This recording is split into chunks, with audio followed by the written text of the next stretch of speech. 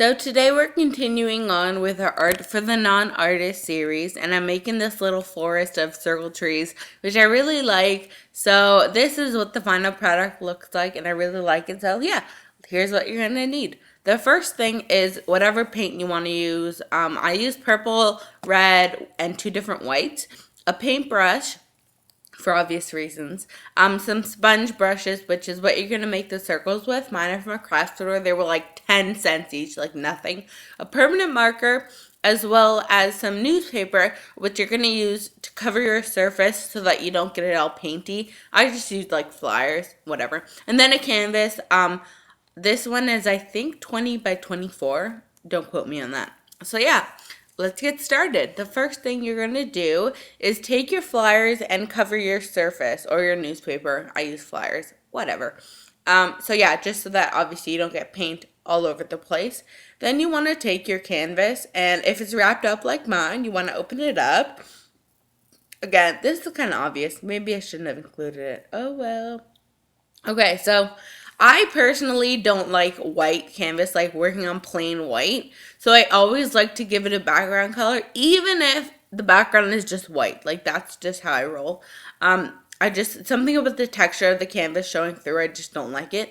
So I'm actually going to do a gradient of color, two different colors of white, of course. So I'm going to do plain white on the top, and then I'm going to do a light antique white on the bottom. And the camera doesn't really pick up the color gradation all that well, but it is there and you can't see it in real life, so I don't mind. Anyway, so I just put out the colors where I want them. I put the white at the top and the antique white at the bottom.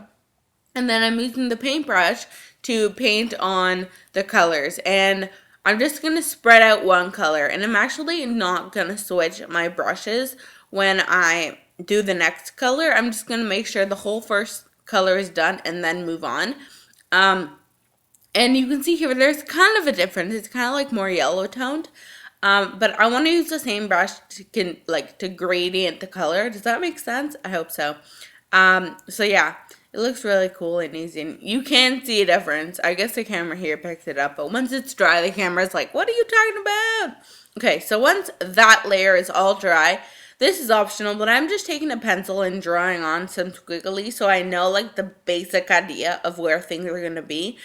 You don't have to do this. You can just freehand it all, but I just like to know the basic idea. Okay, once that's done, I'm taking my sponge brush and loading it up with some paint. I'm using red and purple, and I'm sponging it on. And when you do this, you can see on some of them, like the one I'm pointing to, there's little white speckles in it that are showing through, which I actually really like. I like that effect that it gives. So if you like that, you can leave it. And if you want to make sure you press all the way around, otherwise you'll get a weird shape like I did up there, and you have to redo it again.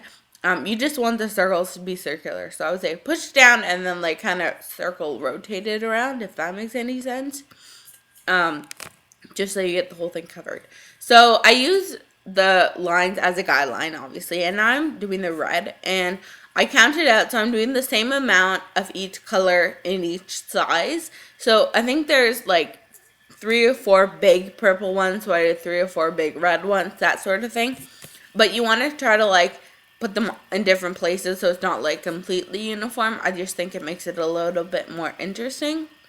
So just do it like near the line that you would want to follow. Obviously you don't have to like make it on the line or anything. And then once that's dry, and I would say let it dry. I did not let mine dry, and you should let it dry because otherwise your hand can smudge the other circles. You want to just trace those big lines that you did in pencil and then connect all the other little circular balls to the main line. So they're kind of like branches with like a flowery thing circle extending from it. Does that make any logical sense? I hope it does. Anyways, you just want to do that for all of them, which is a good plan, and it works well. And you can always like make it thicker, which I ended up doing because some of my lines were really wobbly because of the tremor in my hand.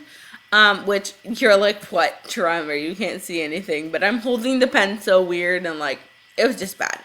So I did end up making some of the lines a bit thicker in my final piece, which isn't in the video, but here it is done. With just a single line. It's really easy. It's really fun to do. And it's really quick, and all the paints that I use are from the dollar store, so it's super cheap. But yeah, that's all you have to do. So I hope you guys like this tutorial, and I'll see you guys in the next one. Adios!